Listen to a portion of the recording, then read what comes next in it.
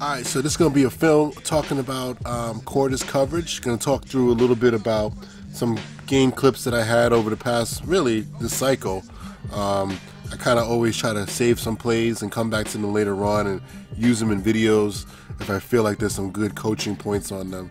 So it's going to be about quarters coverage. I think the first video is going to be talking through a little bit about what not to do in the red zone and what you can do to take away some routes in the red zone. I'm a big quarters guy in the red zone. Then we'll talk a little bit about empty formation.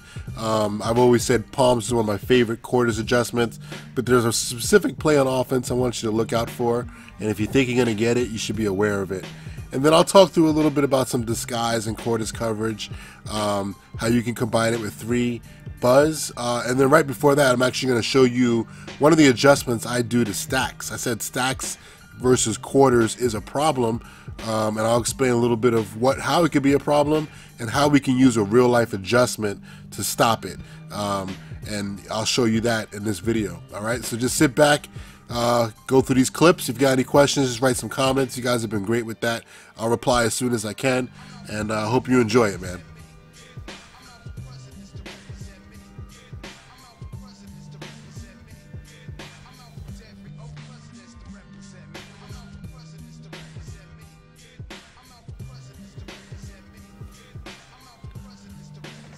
All right, man, we're going to talk about quarters coverage in the red zone. So my favorite thing to do down in the red zone is play quarters coverage. It's decent against the run, a lot of inside run plays, and it's good against the pass, especially people who want to throw to the outside, corner routes, bunch combinations, things like that. So on the right side of the screen, we're getting a box check. Okay, on the left side of the screen, we're just playing regular quarters. You're going to get this backside safety coming over, helping out to the three receiver side. Now, what I usually do down here, especially versus teams that I think are going to throw the ball to the flat right now, like a quick little halfbacks out or tight end out, is I put my underneath coverage. I'm in match. Remember that I'm in match. I put my underneath guys in under hard flats, and that gets them to get out right now, right? Because I'm going to use the three receiver hook player, but these quarter flat defenders sometimes get caught up and don't cover to the flat quickly. So I do that as an adjustment in the red zone. However, I get beat here on making one of the things that I always tell you guys about is you are changing the assignment of your quarter flat defender, which is usually go to the flat, and if your guy is in the flat, if anybody's in the flat, they wheel up, you're supposed to man them up. So here's an example of me not doing that, and you can see that the linebacker lets the running back, who he is on, right? That's the quarter flat defender. He lets him go up and run and run a wheel. So if you're in a high red zone, I wouldn't recommend it. If you know your team is going to be playing, and you're going up against a guy and they're going to be running wheel routes in the red zone, this is not a good play, okay? Opposite of that, though, you see how my linebacker here, he's doing a good job with the hard flat right there. That's a lot. That's the people's favorite. Right now, you have to understand that this is still box, right? So he's going to take the corner's going to take the first outside vertical, which is going to be that. There's no corner out, so he's fine. He's going to free up. Then the safety here, he's going to take the first inside vertical. Boom, he's on that, right? They're still playing their match rules, even though I'm in hard underneath coverage. And then the safety here, again, I would never coach it like this. I don't know why they make the safety do this. He comes running over like he's still going to help out. Ends up really doing nothing. So if you want to really kind of like be smart down here, maybe another adjustment is hard flat your quarter flat defenders. So because you have to understand, right now I'm also in a base defense. So I have a rush outside linebacker going to the flat.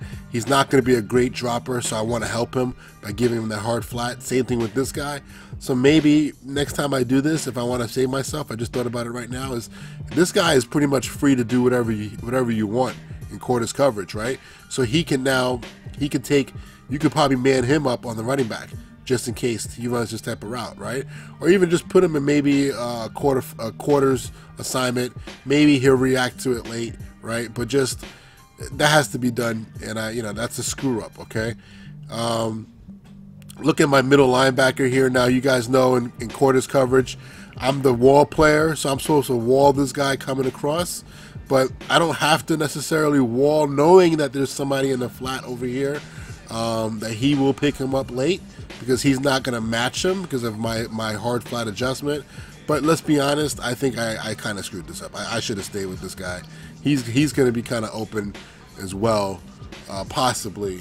And I should just do my assignment there. That's me probably just making a mistake. So I wanted to show quarters, bunch adjustment in the red zone, how I messed up, gave up a touchdown. That's on me, but you got to learn from your mistakes.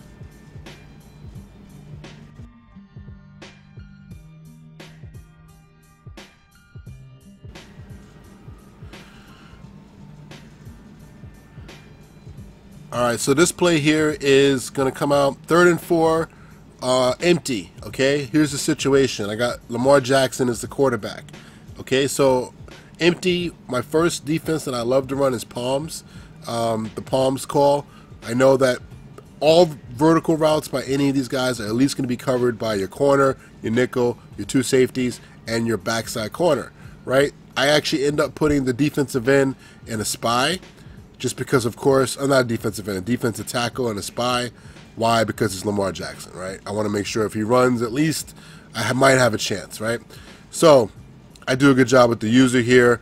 Just stay inside of 3, all right? But you can see these 3 vertical routes are taken care of by the receivers, by the nickel and by the strong safety.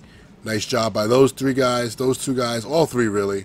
Okay, now on the backside, here's a route that you got to be aware of, and this is the reason why I wanted to put this on tape. Here we got a little bit of we got a zig route, right?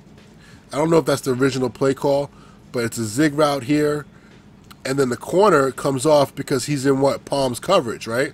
So usually 2 to the flat right now, he comes off, but for some reason in this game he treated this like 2 to the flat, even though he went in.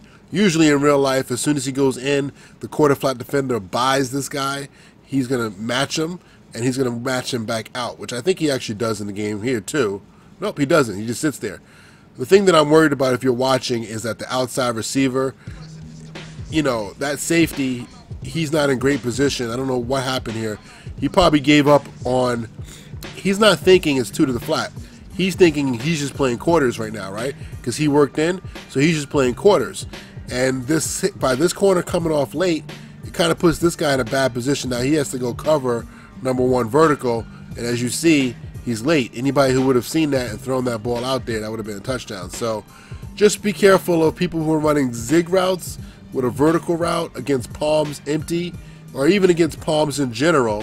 That safety, you might want to back everybody up a little bit, or you might want to use this safety, but that's just something to look out for that I found in one of my games. Thank goodness he didn't see it. He threw the zig route. I think he got the first down, but still, just want to make sure we cover that, all right? Because palms, to me, is one of the best plays. It actually is the play call. Yep, goes whip is a big play call, I think, around the league, around Madden. So you got to be careful of goes whip, of this right here. This little combination right here could mess up palms coverage.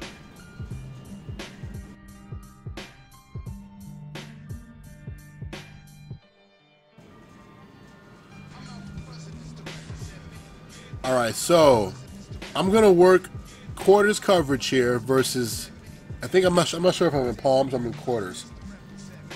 But what I wanted to show was one of the adjustments that I think that can be done versus to the 2 receiver side over here, okay? So versus a stack quarters. If you don't know by now, but if number 1, who right now is on the outside and the back, right? If he runs any type of out-breaking route, 5-yard out, 10-yard out, something like that, and this guy, the inside guy, number 2, runs a deep corner, it's going to be probably wide open, and it could be a touchdown. The reason why is that this corner, who's supposed to, versus in stack, take the first deep vertical outside, he actually is programming the game to basically play man-to-man on number 1.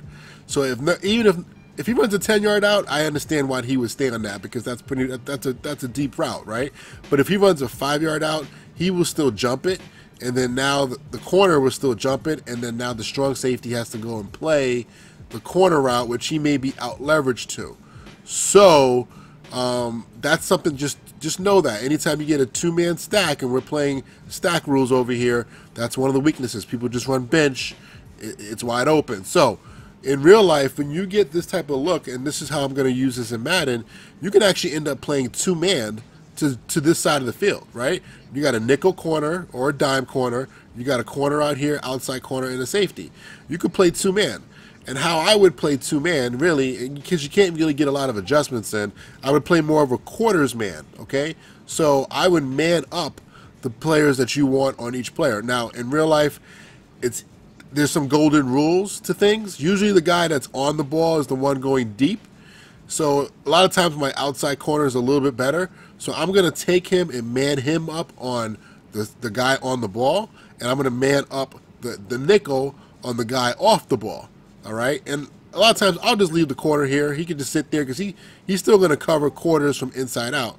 But that takes care of some of the routes that you're going to get. Most likely the guy back here is going to run a short route. So I get that check. I get that adjustment in. Actually, let me see if it actually showed right here. I made that adjustment right before the ball was snapped. All right, come on, go back a little bit. And I might have actually done this one wrong, and this is my fault here by doing this. I would like to put the corner on the point man him up there, and man him up on the guy behind. Sometimes when you're moving really fast, you screw it up. But at the end of the day, at least you get man-to-man coverage on these two players. I did get the deep half zone over here, so I did get him back playing deep half. I don't think that's necessary. I think that's just the extra thing, but I'm basically playing two-man, all right? And as you see, it probably would have been a little bit better if I would have had the corners switched the other way. Let me put it in slow motion for everybody here. All right, so again, I think if I would have done it the other way, it would have been better because he would have ended up playing that route, and the corner would have ended up playing the corner would have played the corner route by the guy on the ball. But in general, as long as you get these guys playing man, I think they play it a lot better than if you would have played zone quarters, because it would get the potential of it getting messed up is high. On this route, it may not have gotten that messed up, but at the same time, you don't know what route you're going to get, right? So I just wanted to show that as an adjustment. Play two-man on the backside away from, basically, here's the golden rule. Two-man stacks, right? So as long as there's no running back to your side, this is the side that I would do it to. So if this was just a 2-by-2 formation, and let's say the running back was over here, right, you're good. As soon as the running back is to the side of the stack, you're going to get into that box rule, and playing box is not going to be, you don't want to start manning up guys because box is a 4-over-3 matchup. But this 3-over-2 matchup, I think you can take advantage of it in the game. I have some more examples of this. I'll try to go find them another time, but make sure you get the guys manned up on the right guy. I made a huge mistake yesterday where I put two guys on one, and somebody was running free. But try to get that adjustment in if you want to make sure. If you want to be a quarters guy and you want to have an adjustment to stacks, I feel like that's one of the better adjustments.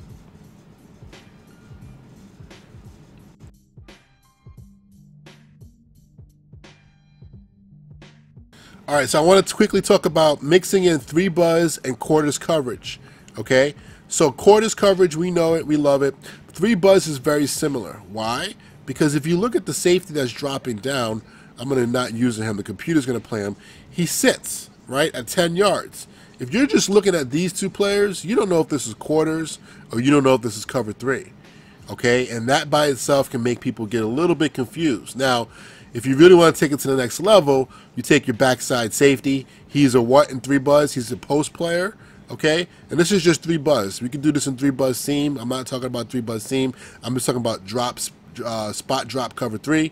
But if you kind of use this backside guy and you kind of sit there for a second, or you just, instead of running to the middle of the field, there's no reason to do that right here. You could just backpedal slowly down the quarters track that you would have if it was quarters.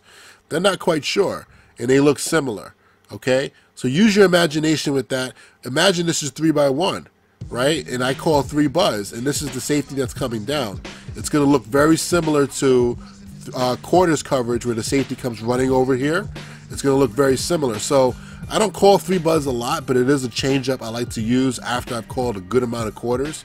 Again, you're taking all the weaknesses in cover 3 are still there, but having that safety drop down into the hook curl position really kind of can confuse people a little bit and make them, you know, you show them that 1 time, 2 times, and then I bet you they're going to slow down their reads a little bit, and they're not going to be quite sure what coverage you're in. So mixing in quarters and mixing in 3 buzz is probably one of the better things you can do in Madden this year.